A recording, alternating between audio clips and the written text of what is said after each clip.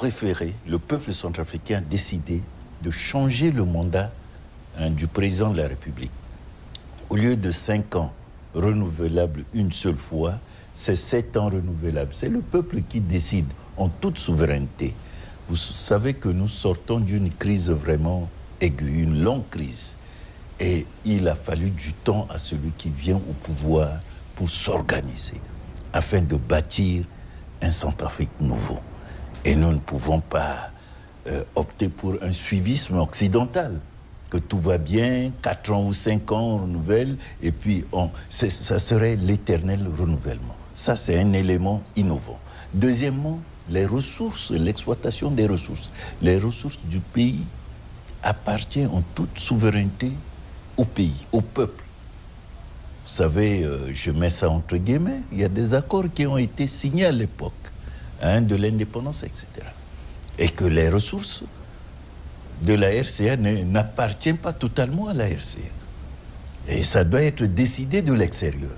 Et ça, la Constitution a mis tout le cadre qu'il faut pour que les richesses de la République centrafricaine appartiennent au peuple centrafricain. Et d'autres éléments innovants, ça concerne la jeunesse, ça concerne les femmes, l'âge d'accession à des combats politiques, à des combats électoraux a été révisé. Et donc, à un certain âge, à partir de 18 ans, vous pouvez vous faire exprimer politiquement. On laisse la place à notre jeunesse. Et également aux femmes de s'exprimer. Donc, le concept genre est de mise, ça a été pris en compte à 100% en République centrafricaine.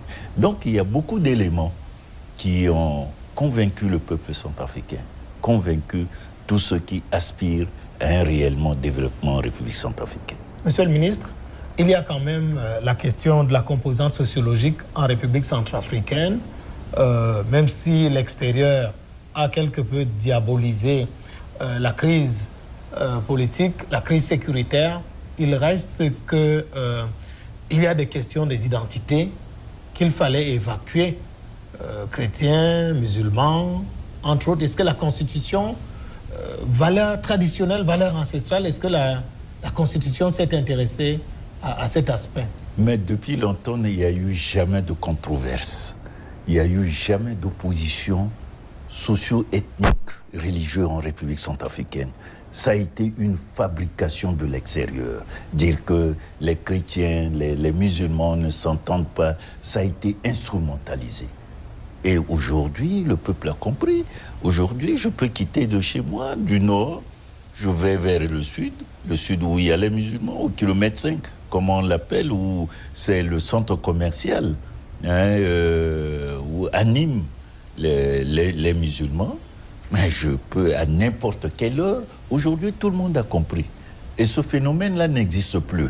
Alors, celui qui osera s'aventurer aujourd'hui sur ce terrain-là perdra d'office la pédale. Alors, vous êtes au Cameroun, dans le cadre de la vulgarisation de cette constitution, même s'il reste un secret de polichinelle, on n'entrera pas dans les détails.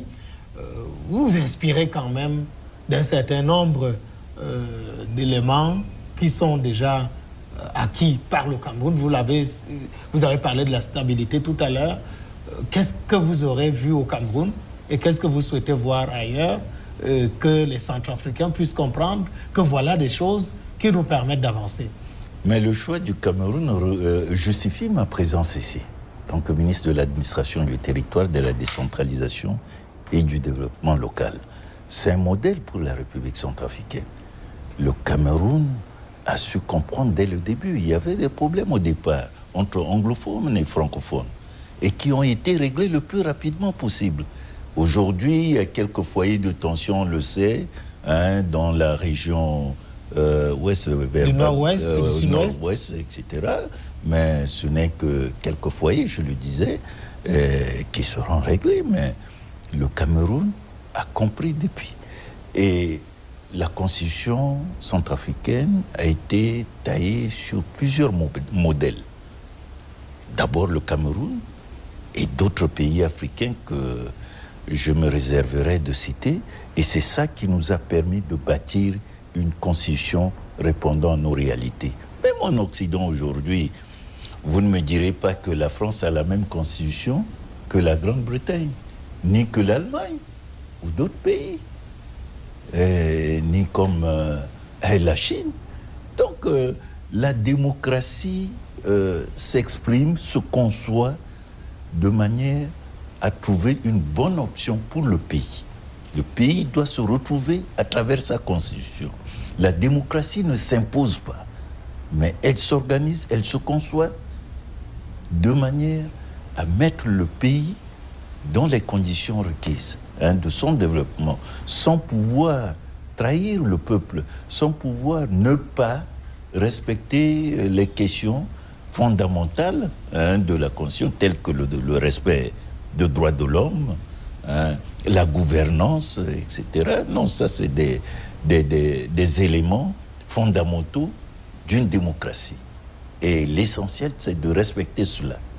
Voilà ce que je peux un peu dire de cette constitution que nous avons bâtie en inspirant du modèle des autres pays frères d'Afrique. Alors, on voit bien que résolument, le régime de Bangui, l'actuel régime, est résolument tourné vers le développement, mais c'est un développement qui ne peut se construire sans la paix. Il y a encore quelques poches d'insécurité. La République centrafricaine, seule, ne se suffit pas. Elle ne veut plus non plus des partenaires qui viennent mettre de l'huile sur le feu. C'est quel type de stratégie que vous abordez maintenant? Avec quel partenaire pour sécuriser le pays? Nous sommes en train d'arriver à l'insécurité zéro en République centrafricaine. Nous sommes en train d'y arriver. D'y arriver avec l'effort d'abord consenti par le président, le professeur Faustin Archange Touadéra, qui a eu une vision large et une vision concrète sur la progression et la réussite du pays. Et nous croyons qu'à travers ça, nous ferons beaucoup de choses. Vous savez que notre pays a été le théâtre depuis longtemps des crises récurrentes, plusieurs crises. Mais ces crises, c'est des crises artificielles, des crises fabriquées, qui n'émanent même pas du peuple centrafricain. Et je peux vous dire que les richesses de notre pays ont fait de notre pays un bastion de crise, des richesses convoitées. Le pays dispose du pétrole, dispose de l'uranium, dispose du diamant, de l'or, du bois, toute une variété de ressources naturelles, convoitées partout ailleurs. Et notre problème vient de là. Et jusque-là, depuis l'indépendance jusqu'à aujourd'hui, dites-moi, comment le pays a progressé? Rien. La réponse sera négative. Nous n'avons pas bénéficié jusque-là de nos richesses parce qu'on nous impose la guerre pour ne pas avoir le temps libre, la main libre d'exploiter ces richesses. La bataille est à ce niveau.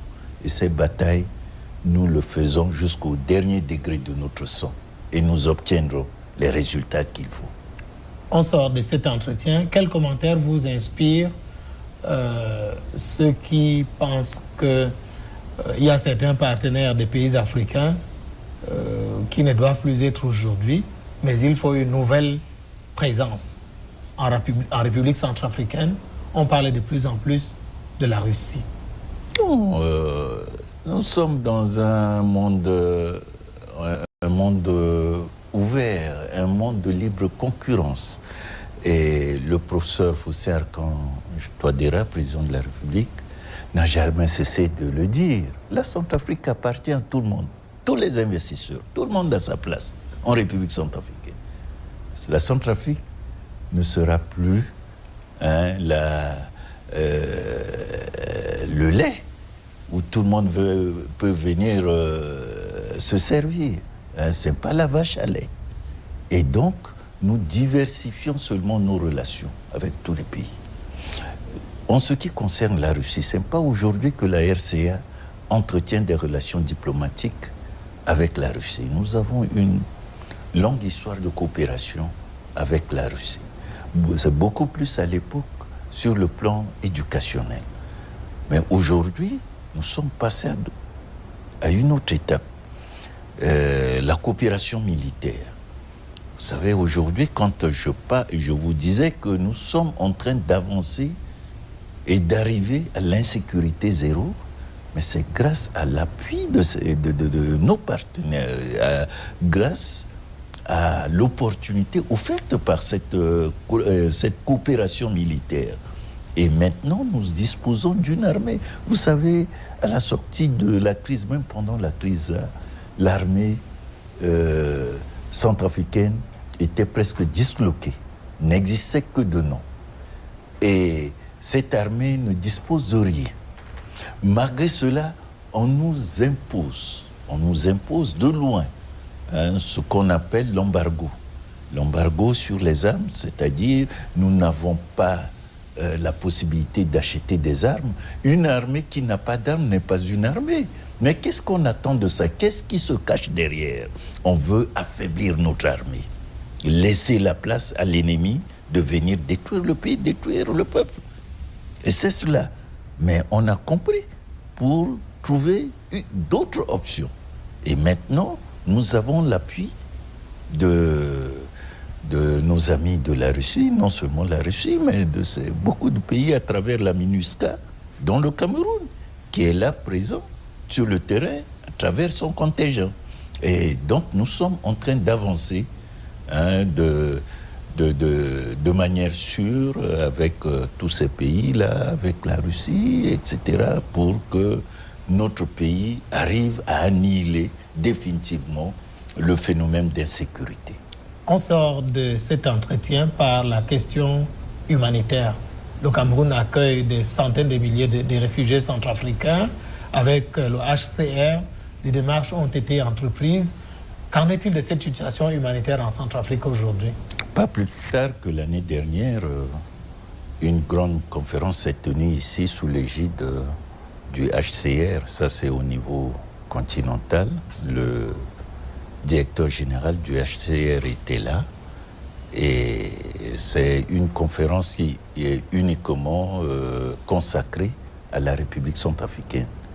Et vous savez, le Cameroun en tant que pays frère, je ne dirais pas pays ami, pays frère, a accueilli bon nombre de réfugiés centrafricains qui sont là, qui sont bien traités, à la lumière de ce que nous savons, des témoignages que nous recevons, à la lumière de la connaissance de la situation de nos réfugiés ici. Ils sont bien traités. Il est question de créer les conditions optimales maintenant pour le retour de ces réfugiés au pays. Donc des propositions ont été faites. Les propositions ont été faites. Il y a eu des Centrafricains de manière volontariste qui ont décidé de regagner le pays. D'autres veulent attendre encore. Mais en tout cas, bon nombre de Centrafricains sont déjà passés par la frontière pour regagner le pays. D'autres restent encore. Les efforts se poursuivent toujours, de manière à ce que tout le monde regagne sa famille, regagne son terroir. Voilà l'effort qui a été fait tant sur le plan international et également du côté du pays frère du Cameroun. Bruno Yapandé, ministre centrafricain de l'administration du territoire, de la décentralisation et du développement local, merci d'avoir répondu à nos questions. C'est à moi de vous remercier. Et je me tiens toujours à vos dispositions s'il y a d'autres entretiens de ce genre. Je vous remercie. Mesdames, Messieurs, c'est ainsi que s'achève cet entretien. Merci de nous avoir suivis et à très bientôt sur la CRTV.